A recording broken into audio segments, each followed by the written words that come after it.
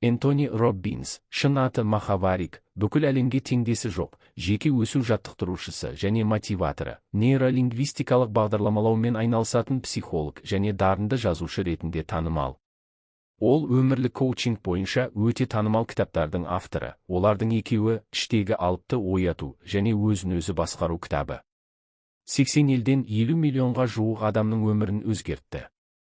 Forbes журналының 2007 жылғы нұсқасы бойынша Энтони Роббинс 100 ең ықпалды атақтылардың бірі. Неліктен ол қайырымдылықпен айналысты? Энтони Джей Махаварик 1960 жылы 29 ақпанда Калифорния штатында, солтүстік Голливуд деп аталатын Лос-Анджелес аймағында дүниеге келді, бірақ көп ұзамай ата-анасымен бірге басқа қалаға көшті. Ол 7 жаста болғанда ата-анасы ажырасып кеткен. Біраз уақыттан кейін оның анасы Джим Роббинске үйленді, ал Тони оның фамилиясын алды. Ата-анасы ажырасқаннан кейін бала мен оның анасы іс жүзінде ешқандай күнкөріссіз қалды. Дәл сол кезде Тони әлем жақсы адамдарсыз емес деп сендіретін оқиға болды. Бір кездері әр американдық үй тойлайтын алғыс айту күні. Үстелде Энтонидің анасының тіпті ең қарапайым түскі асқа ақшасы болмады. Содан кейін бір ғажайып болды. Олардың есігін қағып, бейтаныс адам оларға азық-түлік себетін берді. Бұл оқиға баланың өмірі мен дүниетанымын түбегейлі өзгертті деп айта аламыз. Ол нағыз күйзелісті бастан өткерді. Біреу олардың отбасына алаңдап, оларға мереке ұйымдастыруға тырысты.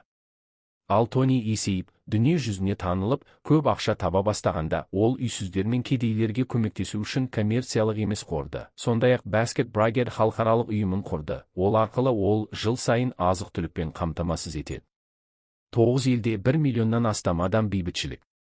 Куәгердің айтуынша, Лос-Анджелесте өткен бір семинардан кейін, Роббинс қалалық қайырымдылық қорына 40 мың адамды азық-түлікпен қамтамасыз етуге жеткілікті ақша аударған. Үздік мұғалімдердің үздік шәкірті Роббинстің өзі айтқандай, 20 жасында Лос-Анджелесте бейшара пәтер жалдап тұрып, өзінің үлкен үйіне ие болуды армандаған. Сонда ол 24 жасында миллионер болатынын, және ол үшін $7 миллион төлеп, Делмар Кастл сарайын сатып алатынын елестете ала ма? Армандар орындалады, бірақ ол үшін көп еңбек ету керек. Роббинстің мансабы шағын баспадан басталды. Көп ұзамай оның сату және клиенттермен қарым-қатынас жасау дағдылары бар екені белгілі болды. Ал баспа бизнесінде, басқалар сияқты, бұл өте жоғары бағаланады. Жас қызметкердің мансабы көтеріліп, табысы өсіп, ол тез арада директор лауазымына ие болғаны таңқаларлық емес. Жас жігіт баспада жұмыс істеп жүргенде әйгілі бизнес жаттықтырушы, спикер және автор Джим Ронмен кездесті. Өзін-өзі дамыту және табыс психологиясы туралы көптеген кітаптар. Роббинс оның көмекшісі болды, семинарларына билеттерді сатып, жаңа білімді сіңірді. Оның тәлімгерімен жұмыс істеудің басты нәрсесі, бұл бақыт пен сәттілік адамның не нәрсеге ие екенін емес, оның өмір сүруіне байланысты. Энтонидің келесі ұстаздары атақты американдық лингвист және нейролингвистикалық бағдарламалаудың бірлескен авторы Джон Гриндер болды.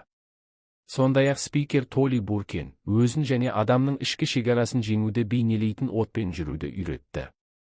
Біраз уақыттан кейін қажетті білім мен дағдыларды игеріп, оның айтуынша психология бойынша 700 кітапты зерттеген Роббинс психология саласында өз бетімен жұмыс істей бастады. Ол НЛП және Эриксон гипнозының негіздерін үйретті және НЛП-ның күрделі теориясын қарапайым етіп, оны көпшілікке түсінікті ете алды. Роббинс НЛП негіздерін оқытуды отпен жүру дағдыларымен біріктіреді. Соның арқасында оның семинарына қатысқандардың жүруге мүмкіндігі бар. Жалаң аяқ ыстық көмірде 1987 жылы жарық көрген өзіңе билік ету кітабы, және келесі іштегі алыпты ояту атты дүниені төңкерген кітаптары авторға дүниежүзілік даңқ әкелді. Оларды миллиондаған адамдар оқыды және оқуды жалғастыруда. Ал Роббинс әзірлеген идеялар өзіңізді және өміріңізді өзгертуге, сезімдеріңіз бен эмоцияларыңызды басқаруға, қорқыныштан арылуға, денсаулығыңызды жақсартуға, басқа адамдармен қарым-қатынас орнатуға үйренуге көмектеседі. Қаржылық әл-ауқатқа жету, табысты, еркін және бақытты болу. Роббинс өз техникасын нейроассоциативті кондиция ғылымы деп атайды. Ол жүйке жүйесін ерік-жігердің супер күштерінсіз өз мақсаттарыңызға жету үшін конфигурациялауға мүмкіндік береді. Және ол жетістікке жетудің 4 алгоритмін береді. 1. Неге ұмтылып жатқаныңызды түсініңіз. 2. Әрекет ету. 3. Алға ұмтылуға не көмектесетінін және ненің баяулататынын талдау. 4. Сіз қалаған нәрсеге қол жеткізгенше тәсілдерді өзгертіңіз. Өзгертуге көмектесетін семинарлар. 1997 жылы Энтони Роббинс көшбасшылық академиясын басқарды және бүгінгі күнге дейін оның тұрақты жетекшісі болып қала береді. Осы заманауи гуру өткізген семинарларға әлемнің көптеген елдерінен 3 миллион адам қатысты. Оның жеке жаттықтырушысы жылына $1 миллион тұрады, және сіз оған тіркеліп кездесуді күтуіңіз керек. 2 жыл ұстаз. Бірақ бұл Роббинстің студенттеріне Билл Клинтон мен Михаил Горбачев, теннистен олимпиада чемпионы Андре Агасси, бизнесмендер, банкирлер мен ақсүйектер бар. Семинарға қатысушылардың айтуынша, Роббинс ешбір бейнені жеткізе алмайтын керемет энергияны таратады. Оның адамдарға әсері орасан зор. Роббинстің ең жоғары деңгейін әртүрлі беделді корпорациялар растайды. Олар оны әлемдегі ең үздік 50 іскер зиялылар тізіміне, сонымен қатар 200 заманауи бизнес гурулардың бірі, сондай-ақ әлемдегі ең жақсы бизнес көшбасшыларының бірі деп атайды. Коучинг саласы. Әйелдер мен балалар жасөспірім кезінде Энтони артық салмақ болды. Бұл отбасында ақшаның болмауынан және соның салдарынан дұрыс тамақтанбаудан болды. Өзінің мойындауынша ол аласа семіз адам болған. Бүгінде 55 жастағы, 30-ға келген, ұзын бойлы, спорттық келбетімен көрінетін бұл кісіге қарап, оның өз идеяларының дұрыстығын атақты шешендігімен, миллиондаған есептерімен ғана емес, сонымен бірге бүкіл дүниетаныммен дәлелдеп отырғанын түсінесің. Әдемі келбеті.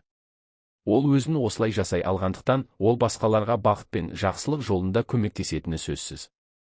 Энтонидің 24 жасында үйленген бірінші әйелі өзінен 14 жас үлкен болатын. Ол оған ұл туды. Айтпақшы, оның 3 баласы болды. Оларды Роббинс тәрбиелеп, отбасы деп санайды. 40 жасында екінші рет үйленді. Ал қазір мен бұрынғыдан да бақыттымын. Оның айтуынша, Сейджмен бірге өмір сүру мүмкіндігі үшін ол еш ойланбастан білетін және қолынан келгеннің бәрін береді.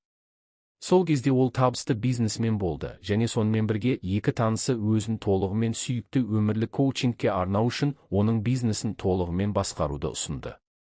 Нәтижесінде менеджерлердің бірі $250 мың жымқырып, компанияны банкротқа ұшыратты. Роббинс $762 мың қарызын өтеп, қол жетпес биіктерге көтерілді.